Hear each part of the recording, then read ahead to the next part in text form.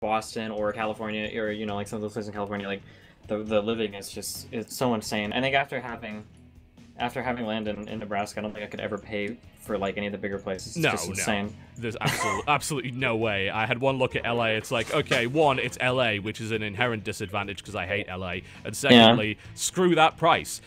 Three times the rent for like a tenth of the space. It's absolutely insane. But I mean, I guess it comes with the area and whatnot. So yeah, I'll happily hide in my nice little suburb. Thank you very much. But here we are on game 2. And Apocalypse will not be hiding in his nice little suburb, that I can guarantee. He's in the red trunks, and he is playing Terran to the west, and he's currently up 1 game against this man right here in the blue trunks playing Terran, the CM Storm Polt.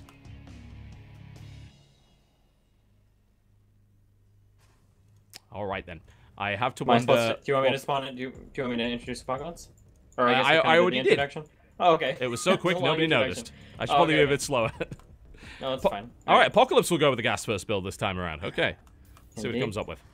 One thing I kind of wondered, the Terrans, people who watch Terran might know more. I wonder what's the difference. Sometimes they put the depot at the start, or at the ramp. Sometimes they build it like right inside their main, like next to the gas. I wonder what the. Well, the risk of doing the thing on the ramp is that it gets killed quite easily. A lot of Terran players don't like to wall off directly. Especially since, like, what are you walling off against, you know? Are you walling off against an SCV scout? It's probably going to end up being a Reaper. Putting the depots at the front is also vulnerable to tank contains and to Banshee harass. So, usually you wouldn't do that. I've got to say, I'm not an expert in TVT or anything. I haven't heard of a particularly good reason to do it. And I usually avoid it in TVT, but I'm also not a pro gamer.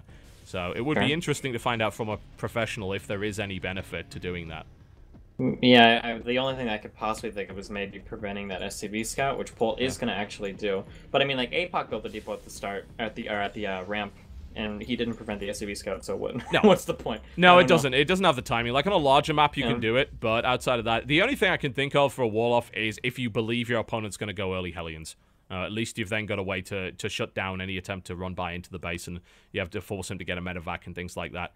But also, if you don't think your opponent's going to do tank container or anything, then what's the harm in it? You know, you're proofing yourself against Hellion, but you're not really taking any risks because you're convinced your opponent's not going to have an early tank or whatever. But right now, the scout went in. It obviously saw that there was an early factory, but then the scout was pushed back. So nothing is necessarily known for Polt as of yet. He can assume Banshee quite safely here because it's the most common way to do things, and he may very well be right. For sure. His factory isn't that much delayed compared to APOC, so... Yeah, it's not too bad. Polt actually skipped the Reaper, so he was able to invest the gas into the factory a little quicker. And Apocalypse is actually going to go for the Widowmine, so this could be the Full Marine 2 Widowmine drop that we've seen. That's one of the other potential early gas first builds. And I have a feeling it's going to become a little bit more popular as a result of the buff. It just gives you a bit of extra splash, which means that the SCVs, you're not going to kill that many SCVs with the Widowmine initially, but the Marines are there for the cleanup. So that's really, really good potentially, and it's a very difficult build to engage against because the Widowmine's zone, and if you engage badly and you lose your army, you basically die. So he's going to add a Hellion into it as well, actually, so it might actually be the Full Marine 2 Hellion drop using a Widowmine defensively, which is a cool little variant on that. I remember that Full Marine 2 Hellion drop being a big thing in the beta, actually. But as it stands, I am completely wrong on both counts. It's going to be just a one Hellion... One Hellion, 6 Marine medevac drop. There you go. It's going to be that, I guess. Maybe. And it looks like, this is interesting. I wonder if both medevacs are going to fly by each other as they're trying to drop each other.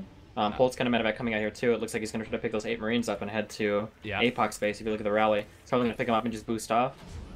Yep. Oh, wait for that one more Marine. Well, this is very awkward. This is going to be certainly a bit weird, and the drop actually from Apocalypse is 1 Hellion, 1 Widowmine, and 4 Marines, which I suppose does make a degree of sense. You can use your Hellions to chase away the SCVs, forcing them to bunch up. You can kind of herd them towards the Widowmine. It could work, but unfortunately, Polt's SCVs are going in the wrong direction. And here comes the drop, and we have now discovered why you don't put supply depots on the top ramp there, because they're going to get picked off. And there's a couple of Hellions here for Polt. They're lined up! Why would you pull SCVs against Marines and Hellions? I mean, that's game, right? That's got to be game. The amount of damage is crippling. Polt has killed 20 SCVs. APOC is actually just kind of camping Polt's production, kind of, if he walks down a little bit more. So maybe he pulled it all because he's figuring, hey, if I kill these units, I win. I'm not actually sure. I don't think I've ever in my life seen somebody pull SCVs against Hellions and Marines. It's usually not what you want to fight with. There's no way APOC wins this fight inside of his base here. Well, I think the cool thing that Polt did was he's kept his Hellions on the low ground, and I'm pretty sure that Apocalypse didn't see them. And as a result, once he knew the SCVs were being pulled, he elevated the Hellions into the base, and it was more of a surprise. So by that point, Apocalypse couldn't actually do anything. And Apocalypse is now unquestionably dead, unless this Widowmine gets the best hits NA. Every single SCV? All of them, yeah. Which maybe it'll get the Hellion? It got the Hellion. Okay. That's not terrible. He still has to fight 19 SCVs. Yeah, they're not going to be able to kill all the SCVs. Well, this is a TVT I don't get to see very often. It's hilarious and terrible in every way. But you've got to give Polt the credit. That was a really sneaky move, coming in with the Marines and then elevating. Does the Widowmine splash affect buildings? No. No. It doesn't at all? Even if it hits something right next to a building? I've actually never seen a Widowmine detonate against a building, so... I'll find out. Maybe? I'm pretty sure it doesn't. Right? Well, I guess it doesn't matter either way. I mean, that Widowmine's done well, don't get me wrong. If it hit the orbital command and killed the SCV, if it hit the SCV and killed the orbital command, that would have been really funny because I don't know what would happen at that point. APOC is trying to climb back in, but I mean, it's the economy is a little bit off. 3 SCVs to 16. The power of mules, and Apocalypse has 1 command center.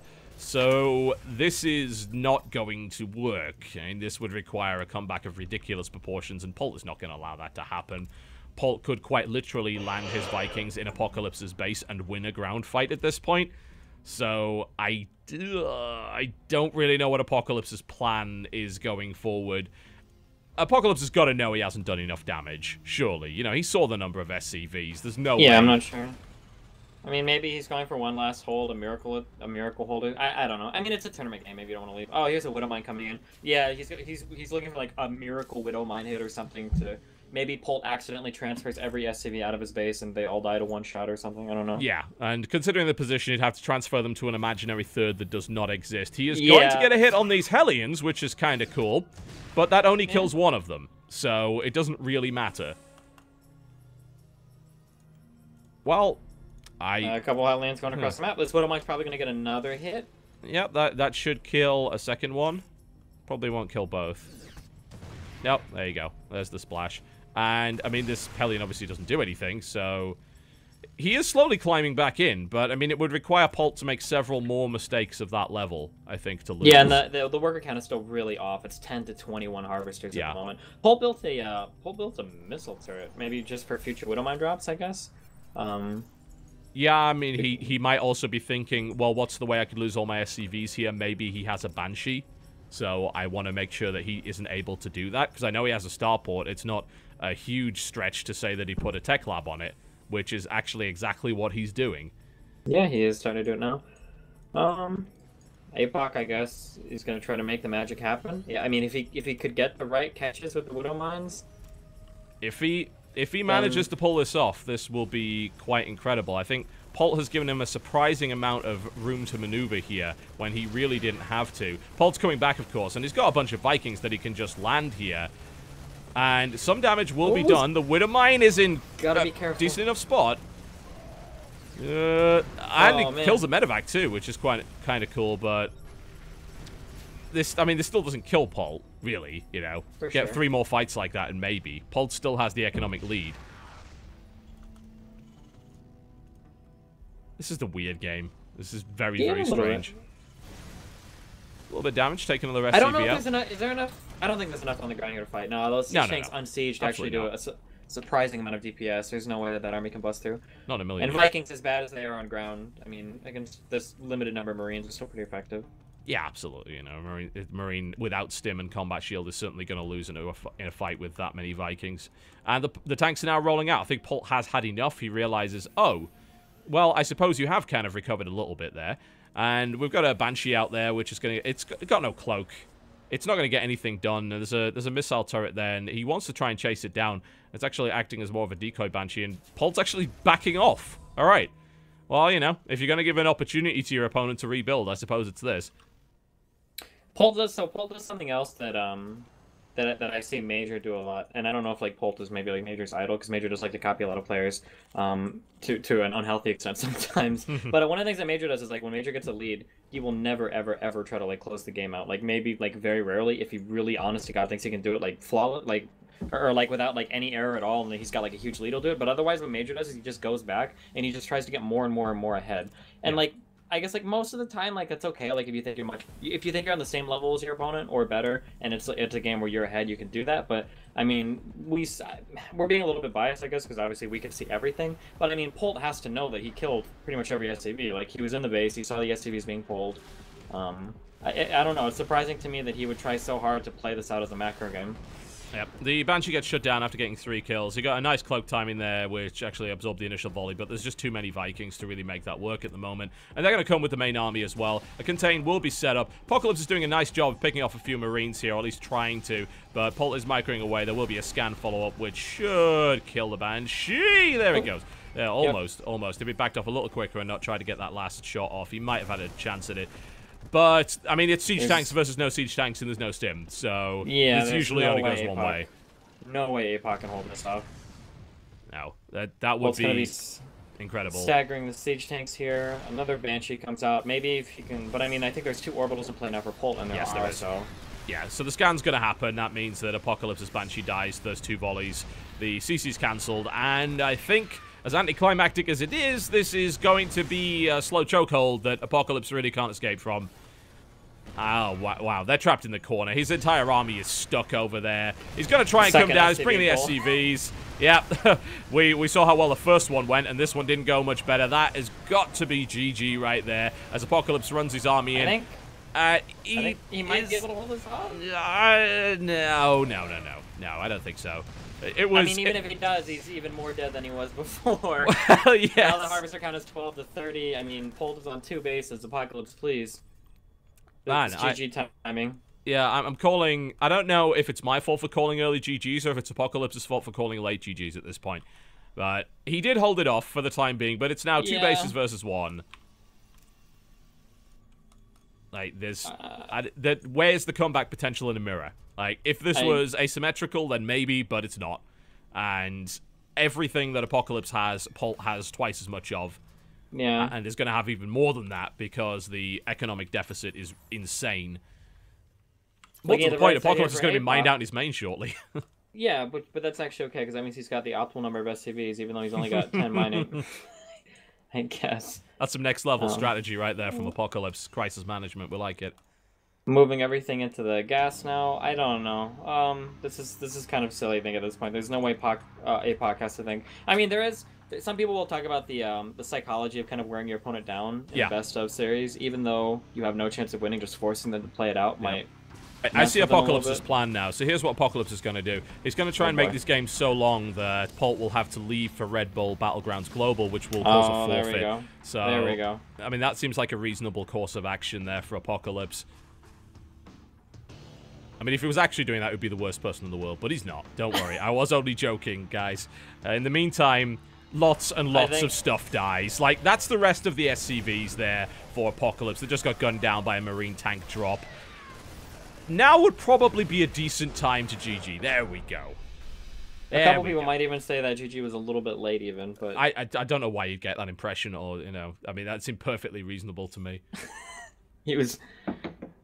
Anyway, playing for the long game. Not sure how much longer Polt is able to play. I think it's a couple hours, so yeah, I think he's fine. Quite a bit.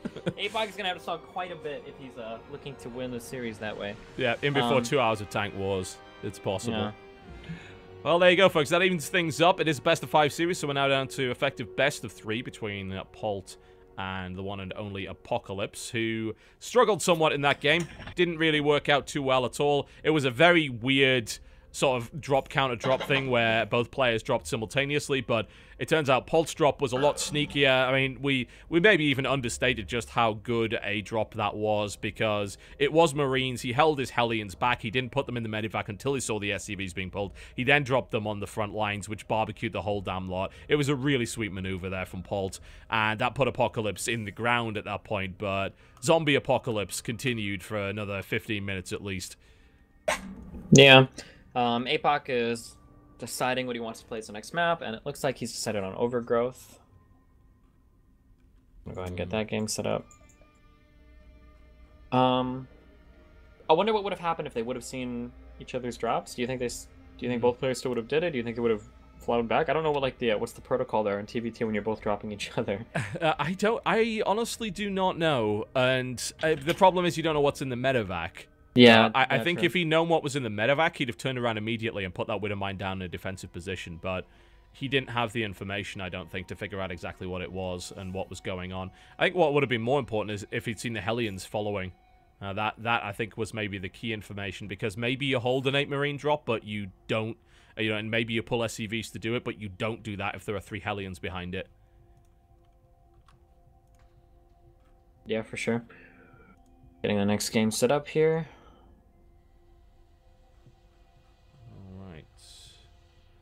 We should have that momentarily. Again, apologies to those who had to deal with the issues on the stream. I am now attempting to stream this, and everything is hopefully fine. Those watching on the Total Biscuit channel, we're actually streaming directly to twitch.tv/Destiny, and we're hosting the stream. So you can go to either, you'll get the same experience regardless. And of course, check out Destiny GG. Big shout out to Total Biscuit for that. Thanks a lot. Of course, in the quarterfinals, the technical issues start. Yeah, it always happens. It's an event. Things happen like that. But big shout out, of course, to Destiny GG's chat, the best chat in the universe. Kappa. Oh shit. Hey, I've actually had a good experience in Destiny's chat. I gotta be honest. Like, I hang out I watch a lot of Dota streams and things like that, and compared to the spam in the Dota streams and some of the bigger Hearthstone channels, the Destiny channel is a veritable haven, a nirvana, as it were. So I like the Destiny chat. It's good. I'm sure they appreciate it. I'm sure they do. Okay. So Hugh's coming in, checking that's the right Hugh. It is good. We don't have anyone sneaking in here unawares by the looks of it.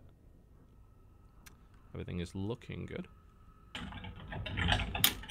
We will be going into the third game momentarily. Whenever APOC to ready up, and he's ready. I'm gonna go ahead and start the game.